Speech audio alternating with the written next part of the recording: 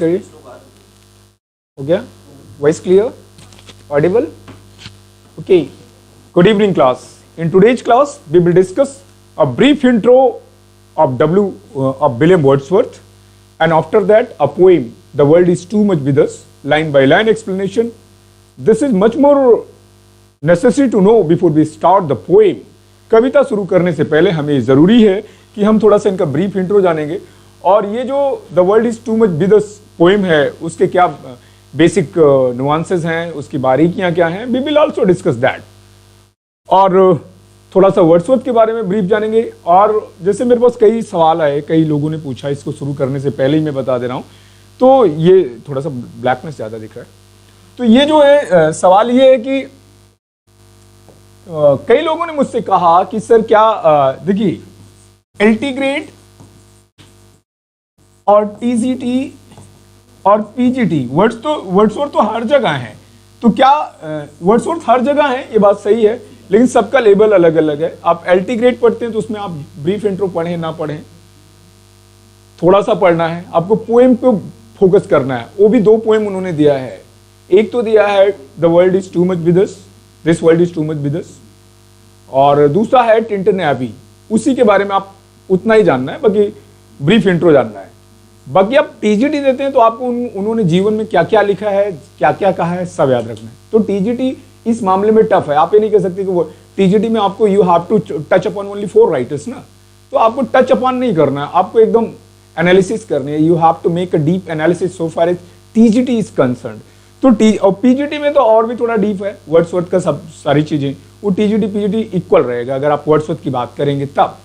लेकिन एल्टी ग्रेड में वो सैलो है, उनका केवल 2 पोएम्स को ध्यान से पढ़ना है, बाकी एक ब्रीफ इंट्रो। तो आज हम इसमें जहां तक इनका ब्रीफ इंट्रो है वहां तक पढ़ते हैं, फिर पोएम पढ़ते हैं, उसके बाद जो होगा जो टीजीटी का होगा वो अलग से मिल जाएगा। ठीक है, हम देखते हैं, शुरू करते हैं। हमारे पास तो आवाज क्लियर नहीं है क्या? Okay, write down someone. If there is any problem in voice, then I can say to my team. अगर नहीं है तो कोई बात ही नहीं है। हाँ, write down in the comment box if there is any problem regarding voice. No problem. My team is saying that there is no problem. Only some people have problem.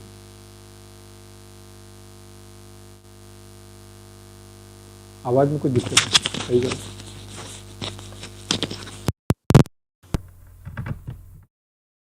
Okay, thank you Pradeep, I got your answer now. So we will discuss Wordsworth brief intro, और brief intro में हम देखते हैं क्या क्या है हमारे पास। तो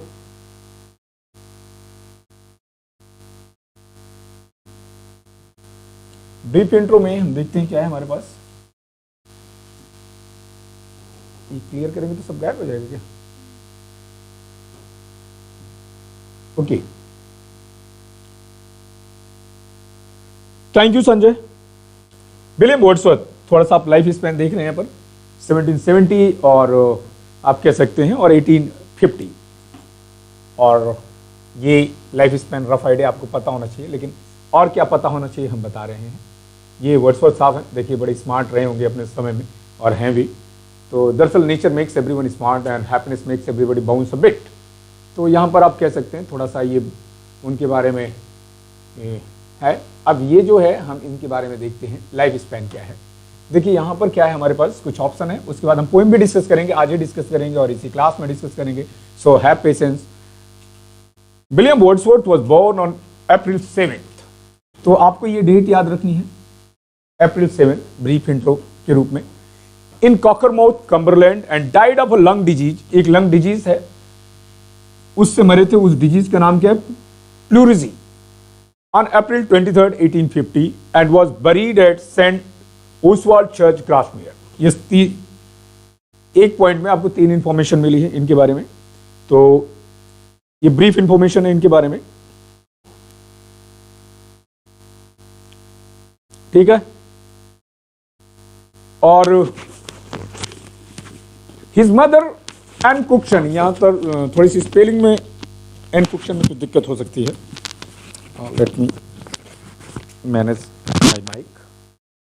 एन कुक्शन दोनों स्पेलिंग मिल सकती है, ये स्पेलिंग भी है, तो आप इसी को। Ann Cookson died in 1778 and his father John Wordsworth died in 1783। ये कुछ जॉन वर्ड्सवर्थ जब मात्र 8 साल के थे, just 8, when Wordsworth was just 8 year old, तो उनके जो मदर थी,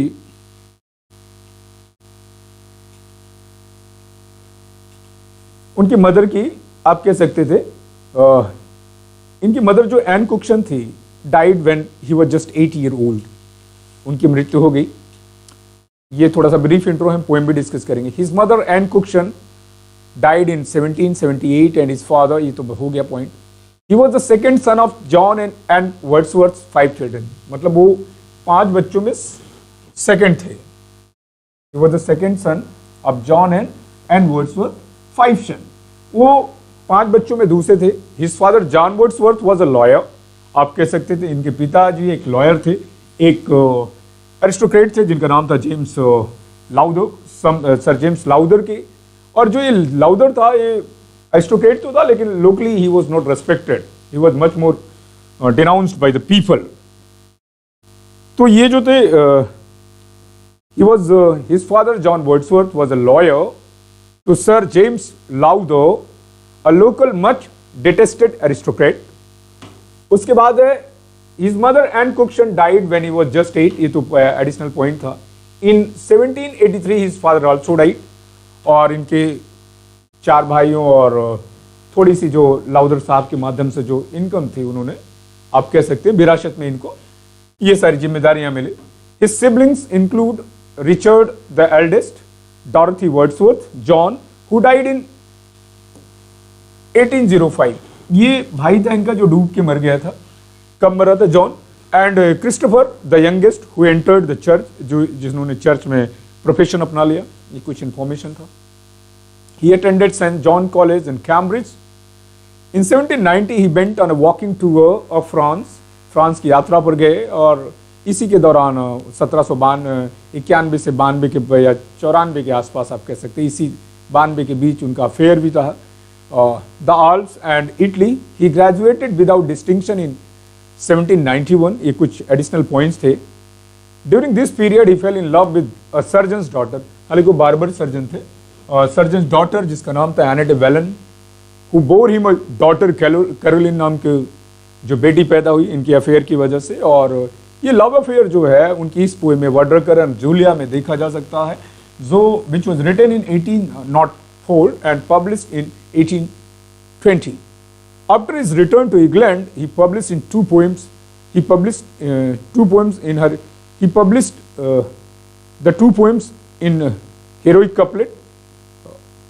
ये इसके बाद इन्होंने 2 पोएम्स पब्लिश करी और हीरोइक कपलेट में पब्लिश करी वहां से लौटने के बाद। ठीक है, ये यहाँ पर थोड़ा सा एडिशनल है, पब्लिश, इसको डिलीट कर देना। Publish 2 poems in heroic couplet, an evening walk and descriptive sketches, आप कह सकते हैं इनकी प्रारंभिक पोएम्स यही हैं। A period of depression reflected in his verse drama the borders.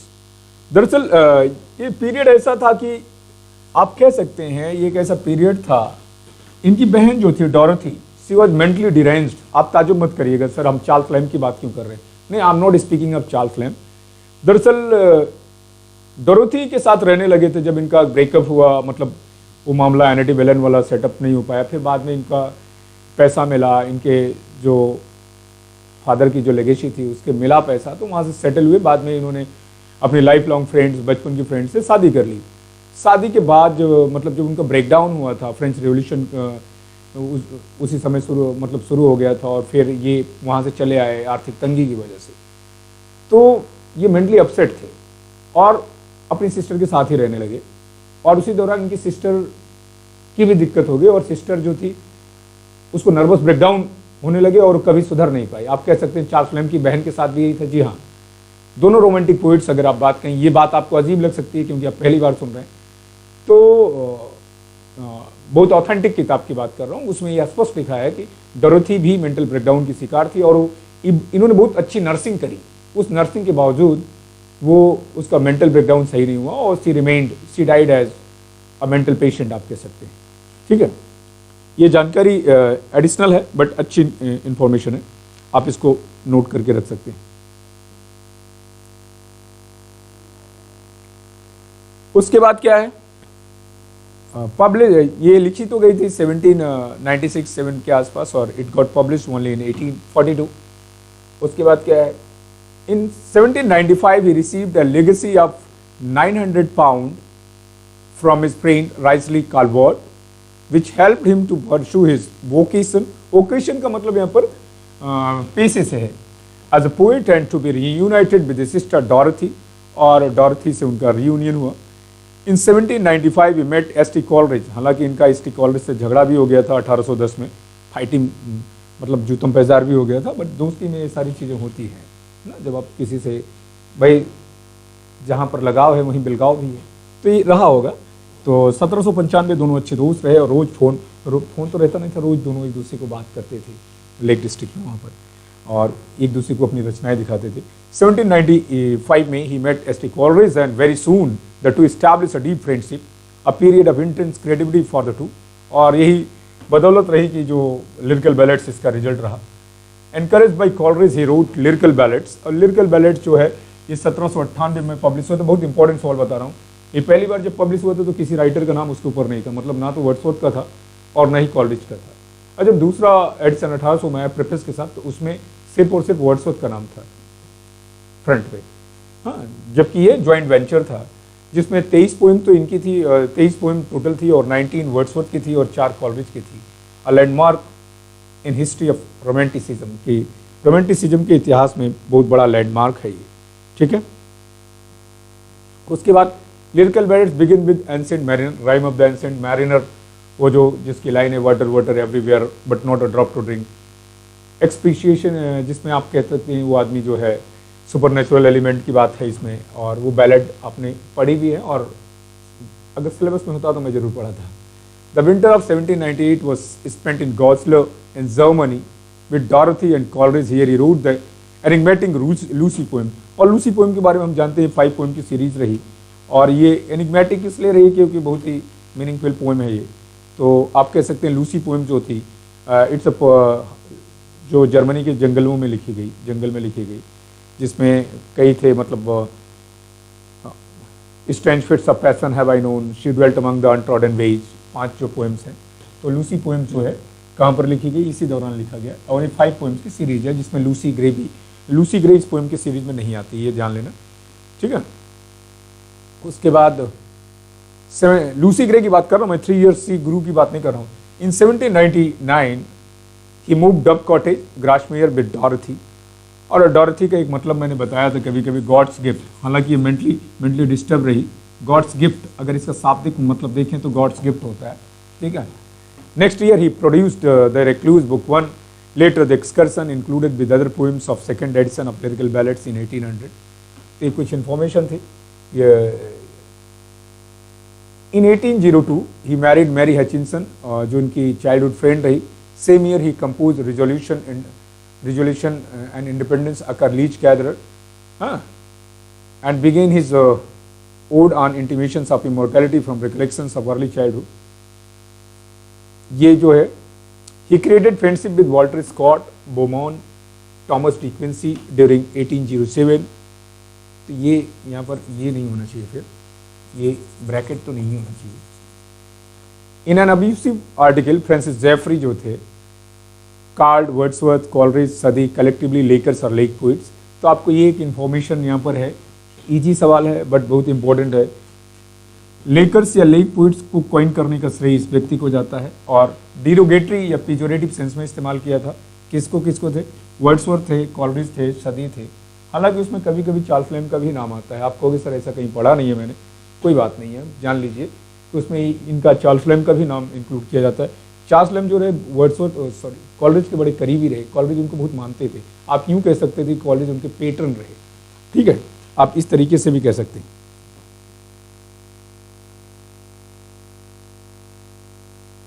ठीक है सर, आगे चले। Death of his sailor brother John in 1805 made the family gloomy, which inspired several poems, including elegiac stanzas suggested by picture of Peel Castle in 1807. ये सवाल बना भी है और ये टीजीटी के लिए सवाल है, लेकिन एलटी ग्रेड में कभी नहीं आएगा, तो आप परेशान मत होइए। और इनका दोस्ती में थोड़ा सा तकरार, जहाँ प्यार है वहाँ तकरार भी है, तो कॉलरिज साहब से थोड़ा झगड़ा भी हो गया इनका। He fell out with Coleridge, who was by then a drug addict। वो ड्रग एडिक्ट भी हो गए थे, उनकी वाइफ की डेथ हो गई थी और उसमें थोड़ा सा वो काफ़ी ड्रग एडिक्ट हो गए थे, तो कई मामले किसी मुद्दे पे तो उनका झगड़ा भी हो गया था। Out of 5 children, early deaths of 2 saddened him. His sonnet Surprised by Joy was inspired with this incident. His sister Dorothy, यहाँ पर लिखा भी है, अच्छा ये प्रकरण आपको लिखा भी है तो कोई दिक्कत नहीं है। His sister Dorothy suffered a mental breakdown। उसको मेंटल ब्रेकडाउन के दौरे भी पड़े इस दौर में 1830 के बाद, from which she never recovered, जिससे वो कभी उबर नहीं पाई। मतलब she died as a mental patient, आप कह सकते हैं Dorothy died as a mental patient. उसके कई कारण हो सकते हैं, वो कारण क्योंकि मैं पब्लिक नहीं बता सकता इसलिए नहीं बता रहा हूँ, जो मुझे जानकारी है। और हालांकि वर्ड्सवर्थ साहब ने ठीक 4 स्लैम बाद में जैसे उन्होंने अपनी बहन के लिए किया था, इन्होंने बेस्ट नर्सिंग करी थी, बावजूद इसके आप कह सकते हैं कि वो मेंटल ब्रेकडाउन से परेशान रही और इस तरीके से दिक्कत रही। अब आप पोएम की बात करेंगे, हम पोएम हमारे पास है जो एलटी ग्रेड में है, ये टीजीडी पीजीडी सब में काम आएगा, तो हम इस पोएम की बात करते हैं। द पोएम का नाम है the world is too much with us. क्या नाम है पोएम का? The world is too much with us. तो ये this poem, before we start the poem line by line, we will discuss literary devices as well, in which line which figure of speech do you find, you will also be told. So have patience, इसको line by line पढ़ते हैं, bilingual पढ़ेंगे। पहले इस poem के बारे में तो थोड़ा सा जान लें, और ये पोएम इसलिए भी ज़रूरी है कि क्योंकि बहुत इंपॉर्टेंट पोएम है, बहुत ईजी पोएम है। ईजी तो नहीं कह सकते, जो चीज़ आपको समझ में आ जाती है उसको आप ईजी कह देते हैं, जो नहीं समझ में आती है वो आप कहते हैं कि ईजी नहीं है। तो this poem poems in 2 volumes में पब्लिश हुई थी ये। और पहली बात तो ये जान लो कि this poem published in poems in 2 volumes करके आया था, पोएम्स इन 2 वॉल्यूम्स करके आया था, वॉल्यूम्स। इसमें पब्लिश हुई थी, कब पब्लिश हुई थी? 1807 में। हालांकि it was completed much more earlier, much earlier, more तो नहीं लग सकता ना, 1802 में ही लिखी गई थी आप कह सकते हैं, but it got published only in 1807 in poem in 2 volume. और ये जो है this poem is a sonnet. Sonnet क्या है? और सोनेट कौन सा? ये पेट्रार्कन फॉर्म में लिखा गया। This poem is a sonnet. Sonnet is always written in iambic pentameter. उसका एक आयम्बिक पेंटामीटर क्या होता है आप जानते हैं? आयम्बिक पेंटामीटर क्या होता है? अनस्ट्रेस्ड देन स्ट्रेस्ड, ठीक है। आयम्बिक पेंटामीटर होता है वो 5 4 10 सिलेबल जो होता है, वो मीटर भी कभी कभी पूछ लेता है, तो अभी कई किसी एग्जाम में पूछा गया था। तो ये जो है द पोएम ये हो गया, और ये this poem is a sonnet. अगर बात करें कौन सा सोनेट है तो आप कह सकते हैं इट्स अ पेट्रार्कन सोनेट है। पेट्रार्कन सोनेट का मतलब 8 लाइन का ऑक्टेव होता है, ऑक्टेव होता है, और सेस्टेट होता है, ठीक है। सेस्टेट होता है 6 लाइन का। ऑक्टेव का अगर राइम स्कीम करें तो आप वही पुराना आप कर सकते हैं, जिसको आप अब्बा अब्बा कहते हैं, तो आप वही कर सकते हैं, कोई दिक्कत नहीं है। और वो आपको बताया भी गया है, ABB मतलब जिसको मैं बताता हूँ ABBA और ABBA। लास्ट वाला जो सेस्टेट का है, सेस्टेट थोड़ा सा चेंज है, CDC और DCD। हाँ, CDC और DCD। ये पूछ सकता है सवाल, आपको आसान जरूर लग रहा है, ये सवाल बन सकता है। तो ये कुछ बातें रही जो इस पोएम के बारे में है। इस पोएम में बताया क्या गया है इसको भी हम देख लेते हैं। What actually has been told in this poem, मतलब through this poem the poet is just trying to tell the importance of nature, what kind of role can be played by nature, mother nature, because throughout right from the very beginning हम इनको nature poet, worshipper of nature, duty of nature, हाँ, और high priest of nature, या जो भी आप कह सकें, इनको बहुत सारे नामों से जाना जाता है। तो आप सिंपली इनको जानिए वर्शिपर ऑफ नेचर रहे, हाई प्रीस्ट ऑफ नेचर कह सकते हैं। यहाँ पर पैंथिज्म का कॉन्सेप्ट भी दिखता है। पैंथिज्म क्या होता है? When you start seeing God in each and everything of the nature, तो आपको जब हर चीज़ में भगवान का रूप देखे, तो वो जो स्पॉट ऑफ टाइम का कॉन्सेप्ट आप दिखता है वो भी आप कह सकते हैं। तो पैंथिज्म यहाँ पर है, तो हम पैंथिज्म की बात करेंगे। और उसके बावजूद नहीं, ये है, इसमें तो यही है, तो आप कुछ भी कर सकते हैं। अब हम पोएम देखते हैं, और लाइन बाय लाइन जहाँ पर हमें ज़रूरी होगा हम उसको भी देख लेंगे कि कौन सा फिगर ऑफ स्पीच कहाँ पर है। तो ये पोएम देखते हैं, हमारे पास पोएम है, ये क्या है? The world is too much with us, मतलब इस दुनिया में जो है the world is too much with us का मतलब है we are awfully busy with our business. मतलब the world is too much with us, दुनिया तो हमारे साथ कुछ ज्यादा है, मतलब we are so involve in this दुनियादारी। ये जो मटीरियलिस्टिक लाइफ है, ये जो मटीरियलिज्म है, we have forgotten the real aim of life and we are hankering for money and honey. We have become luxurious, we have stop thinking about natural thing, natural objects. कह रहे हैं the world is too much with us, late and soon, getting and spending, we lay waste our powers. मतलब ये दुनिया में क्या है? The world is too much with us, the world, we are awfully busy with materialistic objects, बहुत busy हैं। Later soon, sooner और later we will realize the value of things. Getting and spending, कहां पर busy हैं? We are just busy amassing money, हम व्यस्त है केवल गेटिंग एंड स्पेंडिंग, कमाने में, पैसा कमाने में, स्पेंड करने में। मतलब we have become totally materialistic, we lay waste our power, we are wasting our energy, but sooner or later we will realize, late and soon, little we see in nature that is ours। मतलब we have totally neglected the value of nature। just imagine अभी जो deforestation वगैरह हो रहा है, इसका मतलब क्या है? हम नेचर से we are keeping ourself totally aloof from nature. Day by day we are becoming more and more materialistic. आदमी एसी में रहने लग रहा है, एसी में, मतलब एसी में भी अब आने वाले समय में जो ACFC गैसेज वगैरह होती हैं एसी की वजह से, जैसे अपने इंडिया में अभी कम हो रहा है, लेकिन आप कह सकते बहुत ज़्यादा है in comparison to western countries या अमेरिकन जो यूरोपियन कंट्रीज हैं। हिंदुस्तान में तो अभी कम है, लेकिन यहाँ भी पोल्यूशन सबसे ज़्यादा है। और वो क्या है, जब तक हम नेचर को, मतलब मदर नेचर की तरफ नहीं देखने लगेंगे तो डेफिनेटली हम क्या करें? यहाँ पर क्या कर रहे हैं? ये क्रिटिसिज्म ऑफ लाइफ दिखा रहे हैं, वही क्रिटिसिज्म ऑफ लाइफ जो आर्नल्ड बताते हैं। वर्ड्सवर्थ के अकॉर्डिंग ये क्रिटिसिज्म ऑफ लाइफ है कि मतलब we are so busy, awfully busy with the business and making money and honey and forgetting the real aim of life and just ignoring importance of nature। and nature is everything for us, not these money, honey, AC, cooler, phrase। we are awfully busy। one corona came and destroyed each and every system। एक corona आया, सबको हरा दिया। and recently you might have heard about Omicron is also about to come। God forbid it come in India, it will not come in India so far as experts are saying, because most of the citizens of our country have already been vaccinated, and the government is also looking forward to launching a booster vaccination। that is not our business, but why this collaborating? ये क्यों हो रहा है? because we are totally keeping ourselves aloof from nature। nature has a healing power, और उस healing power को हम क्या कर रहे हैं? we are ignoring। कह रहे हैं little we see in nature that is ours, मतलब we are not having a synchronized relation with nature। हमारा जो रिलेशन है नेचर से वो दूर हो रहा है, और इसको वहां पर ये जो है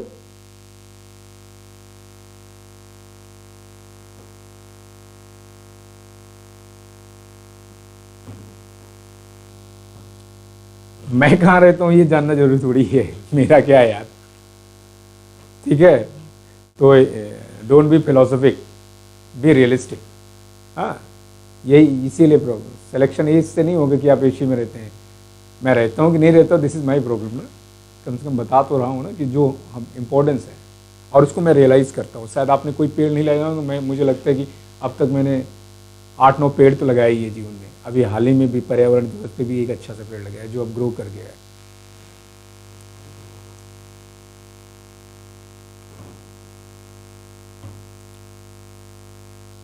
तो क्या है? Little we see nature that is our, we lay waste our power. मतलब वी आर जस्ट मतलब we are busy, awfully busy, we lose our spiritual power।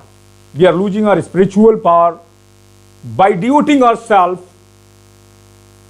totally to materialistic things। we have devoted ourselves to, we have surrendered ourselves to materialism, so we are losing our spiritual power।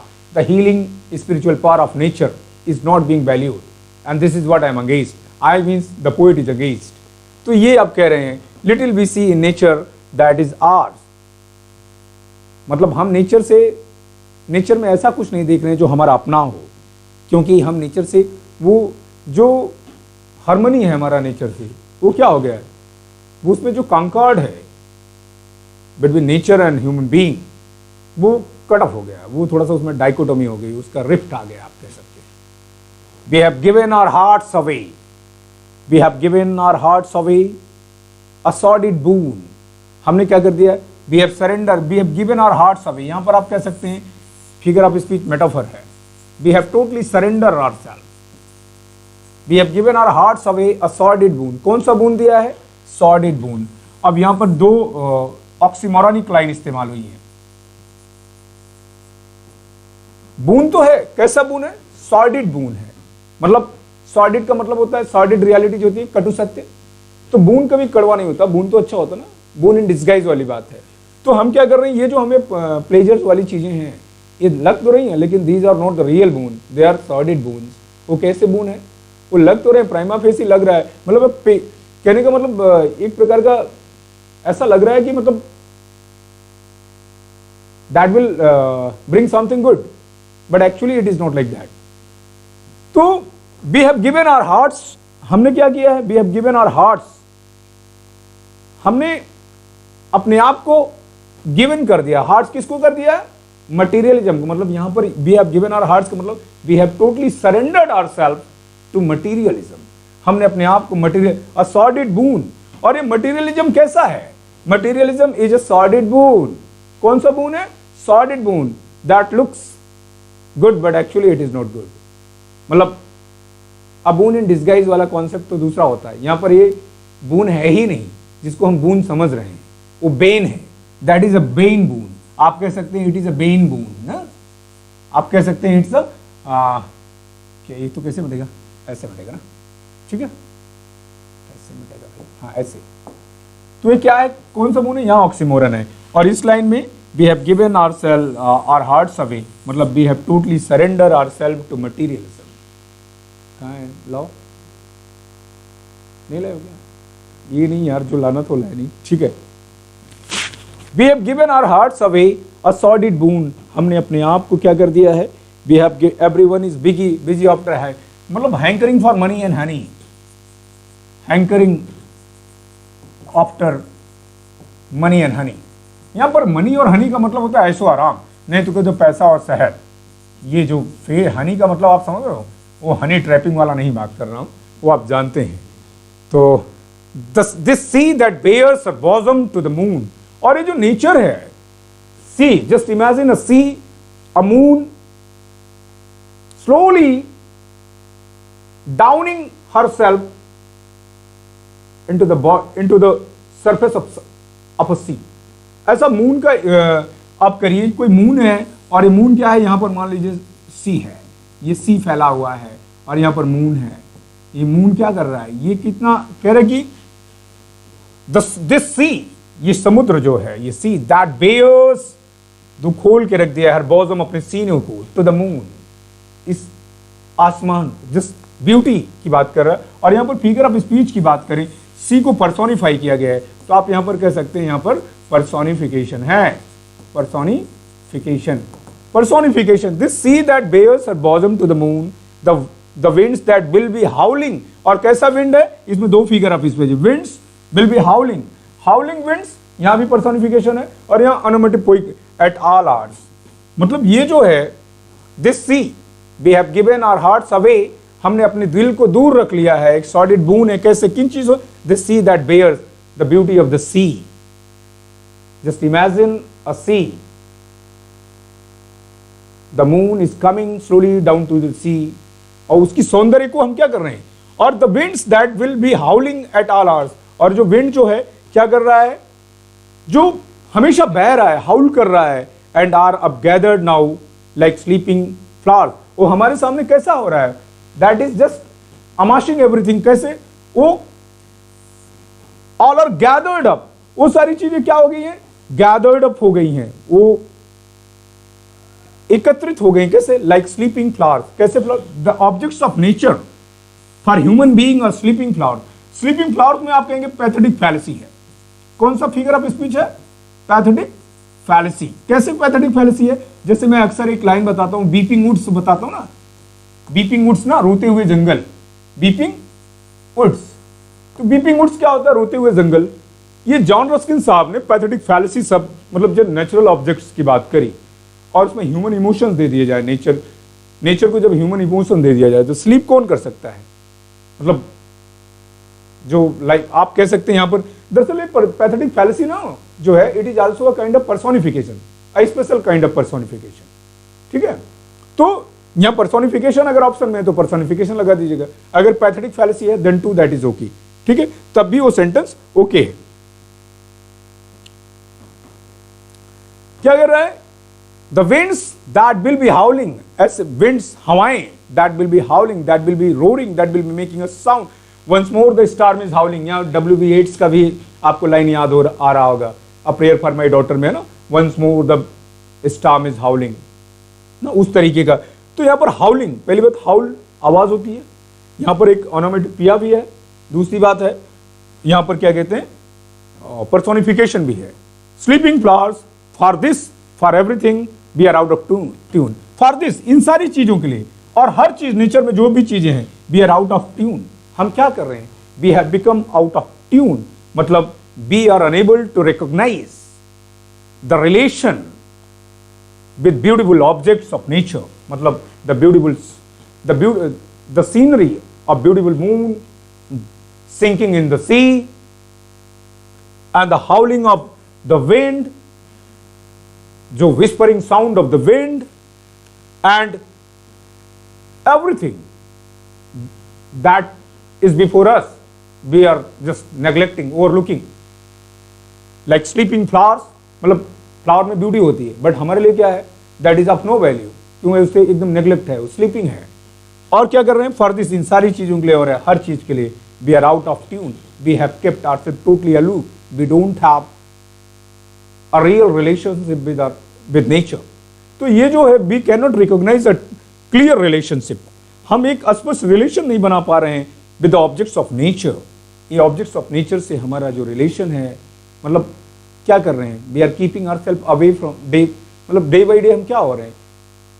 Man has forgotten the real aim of life, he has become more materialistic. The same feeling you also find in a Victorian poet Matthew Arnold when he says our love let us be true to one another for the world which seems to lie before us like a land of dream। वहाँ भी यही बात कर रहे हैं कि हमें materialism में नहीं इन्वॉल्व होना। हालांकि विक्टोरियनिस्ट तो उस तरीके का था ही, तो उसमें वो अलग बात है। लेकिन यहाँ पर क्या है? यहाँ पर जो है अर्नोल्ड साहब ये बता रहे हैं कि मतलब जो फ्रेटफुल स्टर ऑफ लाइफ है, उससे हम लोग कैसे अपने आप को अलूप नहीं कर पा रहे हैं, हम उससे एसोसिएट, उस बे में वो हम क्या हो चुके हैं? We are out of tune हो चुके हैं, we have become out of tune. हम क्या हो चुके हैं? Out of tune. We are unable to recognise the relationship, our relationship with the objects of nature, the beautiful objects of nature that has healing power. लेकिन उस nature से अभी oxygen भी बिक रहा है ना, क्यों बिक रहा है? बिकॉज नहीं, कुछ चीज़ें अब वो Sundarlal Bahuguna, Medha Patekar, Maneka Gandhi and many social activities will come from time to time, they will keep coming and will raising their voices against the inhumanity being done in the name of so many materialistic approach of life। ये होता रहेगा हमेशा। लेकिन और वो क्या है, Greta Thunberg की लड़की जीत हुई, उसने भी देखिए कितना वो किया काम, बहुत सारे लोग काम कर रहे हैं इस पर। और एक साइकिल होता ना, लाइफ एज अ साइकिल।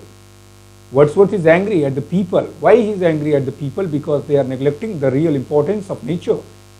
जो रियल चीजें हम उसे क्या कर रहे हैं? मतलब रियल हैज बिकम साइलेंट, जो रियल है वो साइलेंट हो चुका है, और जो फेक है वो वायलेंट हो चुका है। When the real becomes silent and the fake becomes violent, then everything goes topsy-turvy। Then everything goes topsy-turvy। तो हर चीज उल्टा पुल्टा हो जाता है। तो जब when we are toying with nature, then nature will also toy with us, and when nature toys with human being, nobody can have an option to come out of that problem, as just recently we saw during corona pandemic। ये हुआ होगा। अब ऐसे doctors हमारे पास, we have the best doctors in the world, we have the best engineers, हम bridge बनाते हैं, हमारे पास वैक्सीनेशन तमाम चीजें, then too it took a long time to overcome the problem. Those who have lost the dear ones, they must be knowing the importance of all these things, what kind of trauma actually they suffered in the absence of their dear ones. तो ये सारी चीजें कैसे होती हैं? इसमें एक message ये है, देखो लिखा तो गया था ये रोमांटिक एज में, लेकिन ये आज भी उतना ही, मतलब 100 साल पहले लिखी गई पोएम, आप कह सकते हैं लगभग 100 साल, क्या बहुत पहले आप कह सकते हैं 200 साल पहले लिखी गई पोएम आज भी एकदम कारगर है। मतलब तब भी लोगों को इंपॉर्टेंस पता थी, ऐसा नहीं है। यहाँ पर नेचर को क्या कर रहा है, नेचर में एक पैंथिज्म का कॉन्सेप्ट आ रहा है। पैंथिज्म का मतलब होता है जब गॉड को आप हर चीज में देखने लगते हैं, पैंथिज्म का कॉन्सेप्ट आ रहा है, ठीक है। We are also getting the concept of pantheism ना। तो ये ह्यूमन बीइंग को क्या कर रहा है, एक क्रिटिसिज्म ऑफ लाइफ है। तो क्रिटिसिज्म ऑफ लाइफ क्या होता है, व्यंग्य होता है ना, तो वो तो मैंने बता दिया, उसमें कोई बात नहीं। अब देखते क्या है, इट मूव्स अस नॉट, मतलब ये सारी चीजें क्या कर रही हैं, the objects, beautiful objects of nature are not inspiring us, are not moving us, are not creating a sense of belonging in human being. मतलब ये सारी चीजें, all the scenario, because why they are not, why all the objects of nature are not moving us, are not inspiring us, are not creating a sense of belonging, because we have become more materialistic than we used to be. People, be means be people. मतलब किसी एक country की बात नहीं कर रहा है, ये पूरी मानव जाति की बात कर रहा है। और ग्रेट गॉड, और यहां पर वर्ड्सवर्थ कह रहे हैं यहां पर, क्योंकि ये हमेशा अपने आप को बचा नहीं सकते। Romantic poetry was all about I, me and myself, so no romantic poet can keep himself or herself aloof without expressing himself or herself. तो वो अपने आप को एक्सप्रेस करेगा। यहां पर खुद जो पोएट है वो ह्यूमन बीइंग को क्या कह रहा है, एक प्रकार से कह रहा है यार तुम लोग अच्छा नहीं कर रहे हो, एक मैसेज दे रहा है। और मैसेज आप कब देते हैं, by some satire, by some irony, by some just presenting by some negative aspect of life, criticism of life, better to say. Shorter pieces में आर्नोल्ड ने इस पोएम को best, one of the best poem भी कहा, ठीक है। उसके बाद कह रहे great God, I would rather, अरे great God, addressing God, addressing God, यहां पर अपोस्ट्रोफी आप कह सकते हैं। कह रहे आई would rather be a pagan. Pagan is a person who does not believe in any established religion, किसी स्थापित धर्म में विश्वास नहीं करता, बट वो एक ऐसे पावर में विश्वास करता है, वो क्रिश्चियनिटी में विश्वास नहीं करता, वो जुडाइज्म में विश्वास नहीं करता, वो हिंदुइज्म में विश्वास नहीं करता, जैनिज्म में विश्वास नहीं करता, लेकिन वो एक ऐसे पावर में विश्वास करता है, that is a healing power. आप कह सकते हो धर्म से नहीं जुड़ा है, एक ऐसा, एक हेरेटिक भी कह सकते हो, विधर्मी कह सकते हो आप। लेकिन वो कह रहे कि मैं इन सारी चीजों के बजाय, great God, I would rather be a pagan, मैं एक ऐसा पेगन बन जाऊंगा, एक ऐसा इंसान बन जाऊंगा जो किसी रिलीजन को ना माने, सिर्फ एक रिलीजन को माने। सकल्ड का मतलब सकल्ड इन क्रीड। अब क्रीड का मतलब यहां पर जो है, सकल्ड इन क्रीड में कौन सा फिगर आप इस पीछे, वैसे सकल्ड इन क्रीड। अब ये जो सकल्ड इन क्रीड यहां पर मेटाफर है, क्यों मेटाफर है ये बता दे रहा हूं। और यहां पर ग्रेट गॉड आप देख रहे हैं, ग्रेट गॉड, ये आई वुड रादर बी के बाद लाइन रुकी नहीं है, बढ़ती गई है। तो अगर मीटर की बात करेंगे तो एंजायमेंट भी है, ठीक है। रन ऑन लाइन, एंजायमेंट का मतलब होता है रन ऑन लाइन ना, हाँ। स्ट्राइडिंग ओवर, जिसको आप दूसरे नाम देते हैं स्ट्राइडिंग ओवर ना, वो तो आपको बताया गया है कई बार, स्ट्राइडिंग ओवर, ठीक है, स्ट्राइडिंग ओवर। अब पेगन, सकल्ड, शकल्ड का मतलब होता है fat, brought up in creed, in a creed, एक ऐसे रिलीजन में, आउटवर्न, कैसे रिलीजन में जो आउटवर्न हो, जो आउटडेटेड है। कहने का मतलब Wordsworth would rather become a pagan, Wordsworth एक पेगन बन जाएंगे जो क्या कहते हैं, brought up in the creed, एक ऐसे रिलीजन में जो अब आउटवर्न हो गया, मतलब ऐसा रिलीजन जो अब ऑब्सोलीट हो गया है, मतलब इस किसी रिलीजन को नहीं मानेंगे, वो पेगन बन जाएंगे, बल्कि एक ऐसे रिलीजन को जो अब आउटवर्न हो गया, आउटडेटेड हो गया है, नो लॉन्गर इन यूज हो गया है। और वो क्या करेंगे? He will have a sense of belonging with nature, he will become a pagan, वो पेगन बन जाएंगे. Pagan is a person who does not believe in any established religion, rather he will become the worshipper of a supernatural power. अब nature की बात कर सकते हैं. Suckled in creed, suckled in a particular, suckled मतलब जो से खिलाया गया हो, मतलब यहाँ पर creed का मतलब यहाँ पर नर्स से मतलब है, यहाँ पर इसीलिए फिगर ऑफ स्पीच है. Suckled, suckled मतलब दूध पिलाने से मतलब है. तो यहाँ पर एक ऐसे, और suckled in a creed एक ऐसे brought up by nature कहने का मतलब है. आउटवर्ड एक ऐसे रिलीजन की बात कर रहा है, वो एक ऐसे पेगन बन जाएगा जो ऐसे रिलीजन में है. suckled in a creed outward, brought up in a creed, brought up in a religion, brought up in a creed. creed का मतलब होता है पंथ, जिसको हिंदी में कहते हैं, वो भी कह सकते हैं हम. आउटवर्ड, इस लाइन में फिगर ऑफ स्पीच मेटाफर की बात करेंगे हम. यहाँ पर मेटाफर है क्योंकि यहाँ पर जो creed that is nurse and सकल दैट इज ब्रॉट अप से मतलब है. मेटाफर की बात करेंगे, ठीक है. उसके बाद क्या है? अच्छा, ये तो 14 ही लाइन की थी ना, बहुत ज्यादा. उसके बाद क्या है साहब? अ पेगन सकल्ड इन क्रीड आउटवर्न. कह रहे वर्ड्सवर्थ एक पेगन बनना चाहेंगे, ऐसा पेगन जो एक ऐसे रिलीजन में पला बड़ा है जो अब obsolete हो गया है. obsolete, no longer in use, people are ignoring, मतलब नेचर की, वो नेचर को वर्शिप करेगा. So might I stand on this pleasantly, ताकि जो है I might मतलब I poet would love to standing on this pleasantly, इस pleasantly पे, या pleasantly की बात करें, यहाँ पर वो खुश है ना. by being in the lap of nature, the poet Wordsworth will feel a sense of pleasure, a sense of belonging to mother nature. वो सेंस ऑफ बिलोंगिंग महसूस करेगा.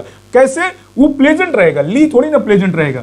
तो यहां पर आप कह सकते हैं, एक फिगर ऑफ स्पीच की बात करें, हाइपैलिजी कह सकते हैं, या इसी हाइपैलिजी को ही ट्रांसफर्ड एपिथेट कहा जाता है. ट्रांसफर्ड एपिथेट कह सकते हैं आप, ठीक है. और से आयम्बिक पेंटामीटर में लिखा गया, कोई दिक्कत नहीं हो. पता है sonnet is always in iambic pentameter. I repeat, sonnet is always in iambic pentameter. तो सो माइट I, इस तरीके से, this is my desire that standing on this pleasantly, by standing on the green grass land, have glimpses I would love to see that would make me less forlorn, that will not make me dejected. मतलब by being in the lap of nature I will B blissful, I will be happy, I will not feel dejected.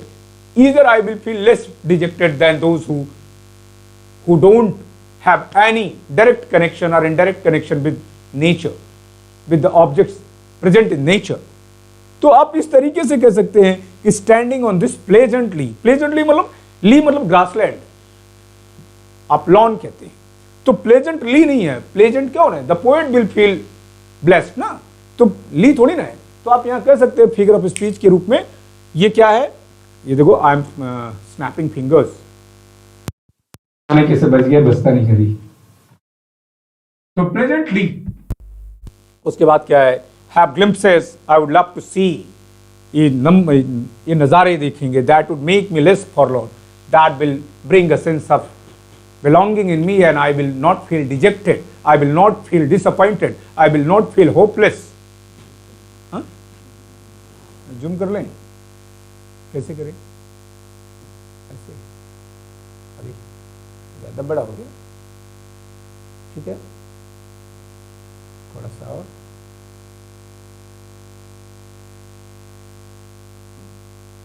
बस, okay,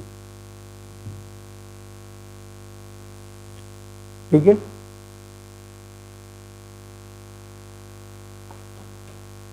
अच्छा, ये जो यहां पर आप great God की बात कर रहे हैं, यहां पर रन ऑन लाइन है. तो इंजॉयमेंट आप देखो, ये लाइन पूरी नहीं है, रन ही कर रही है. ये सवाल मुझे लगता है किसी एग्जाम में पूछा गया. ये लाइन लिख करके पूछा गया कि what kind of meter, what kind of literary device do you find. तो आप कह सकते हैं यहाँ पर ये है, ठीक है. नेक्स्ट देखते हैं.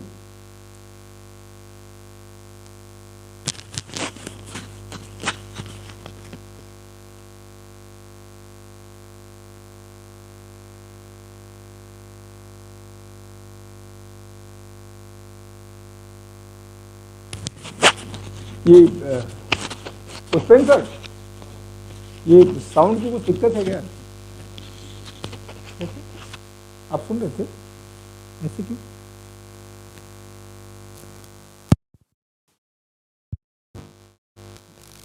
होना तो नहीं चाहिए। हाँ?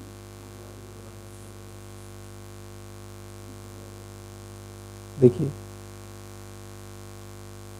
होना नहीं चाहिए क्योंकि मैं तो ठीक कर रहा हूँ। हाँ यार, साउंड में कुछ दिक्कत है तो मुझे पता नहीं था ना। अब मैं कोशिश करूँगा कि ना हो।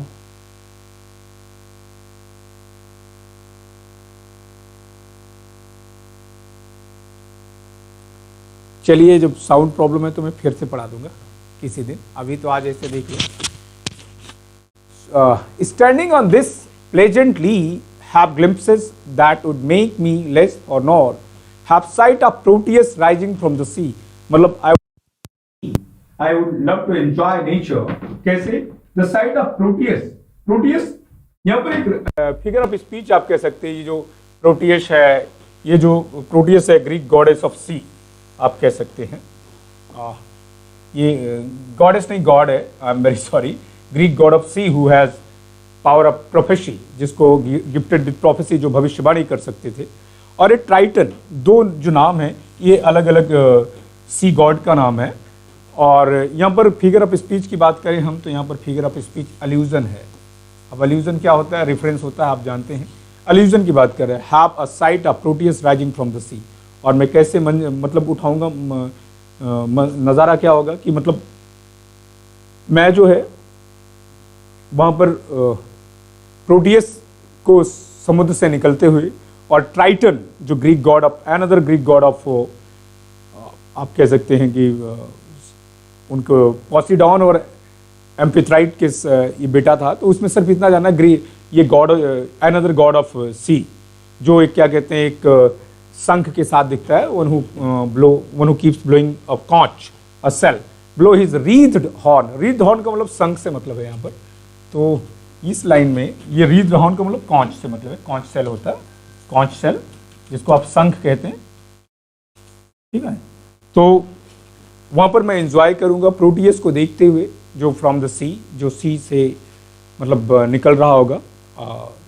और हियर द ट्राइटन ब्लो, अथवा मैं सुनूंगा ट्राइटन को बजाते हुए क्या, शंख की आवाज़, उसकी जो माला लगाई हुई शंख की आवाज़ को आई वुड लव, मतलब I will enjoy the nature in its fullest. मैं नेचर को इसके फुलेस्ट वे में एंजॉय करूँगा। तो यहाँ पर जो है आप कह सकते हैं एक और फिगर ऑफ स्पीच है। आप देखिए यहाँ पर थोड़ा सा, अब यहाँ पर ओ ओ ओ ओ, आप देखो यहाँ पर एक फिगर ऑफ ओ का रिपीटिशन हुआ है, तो आप कह सकते हैं यहाँ पर असोनेंस भी है। क्या है? असोनेंस भी है।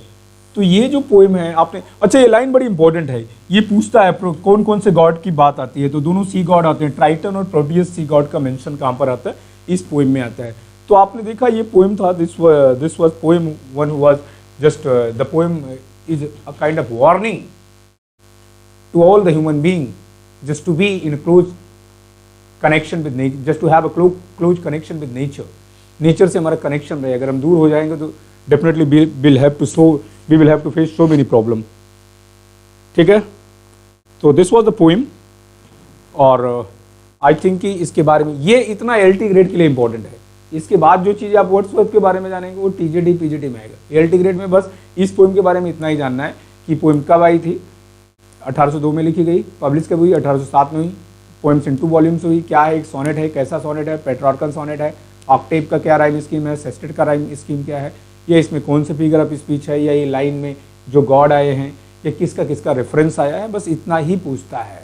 अगर एलटी ग्रेड की बात करेंगे, लाइन तो डायरेक्टली कहीं से बोल, एलटी ग्रेड में तो पूछ ही सकता है, बाकी और एग्जाम में भी लाइन पूछ सकता है। बाकी जब हम टीजीटी की बात करते हैं तो टीजीटी में थोड़ा आपको थारो पढ़ना पड़ेगा, मतलब each and everything written and said by Wordsworth. तो एलटी में वर्ड्सवर्थ से अधिकतम 2 सवाल बनेंगे, मिनिमम 1 सवाल बनेंगे, बनने तय हैं, लेकिन मतलब अधिकतम 2 सवाल बनेंगे एलटी में वर्ड्सवर्थ से, मिनिमम 1 बनेंगे, बनने तय हैं। 3 भी हो सकता है, depends on the bent of mind of the paper setter, but इससे ज़्यादा नहीं बनेंगे क्योंकि इतने सारे सिलेबस है। वो अगर हर राइटर को टच करेगा then too he will get flummox की किसको छोड़ूं किसको डालूं। जो सीड राइटर होते हैं, जो इंपॉर्टेंट राइटर्स होते हैं, उनको कोशिश ये की जाती है एज अ पेपर सेटर, कोशिश करते हैं कि अच्छे सवाल डाले जाएं और अच्छे सवाल जो सीड राइटर होते हैं उन्हीं पे मिलता है। बाकी जिनके बारे में बहुत कुछ लिखा ही नहीं गया है उसके बारे में बताएगा कोई क्या, ये पूछेगा कोई क्या ना? तो लेकिन एक रफ आइडिया आपको, you have to touch upon whole syllabus. आपको आपके अपने सिलेबस को ठीक से पढ़ लो, क्योंकि LT grade is very lengthy syllabus. इतना लंबी सिलेबस होता नहीं, इतना कर दोगे तो आप नेट क्वालिफाई कर दो। और एक आज न्यूज़ आ गई, न्यूज़ क्या आ गई है जो मैंने देखा, शायद आई मे बी इनकरेक्ट, कि अब without NET you can not do your PhD, you must have NET. तो in near future we are going to launch a NET batch, so those who are interested they can, और आप ये कह सकते हैं। और दिस वाज ऑल अबाउट। अभी जो है इसके बाद जो कल की क्लास होगी उसमें हम देखेंगे क्या है, बट ये एलटी ग्रेड के लिए इतना है। लेकिन इसके बाद अगर वर्ड्सवर्थ के बारे में जो होता है वो TGT और PGD में आएगा, आपके लिए नहीं आएगा। टिंटन नेवी भी आपके सिलेबस में, जब मैं टिंटन नेवी पढ़ाऊंगा तो देख लीजिएगा, नहीं पढ़ाऊंगा तो कोई बात ही नहीं है। So thank you, good night to all of you, thank you.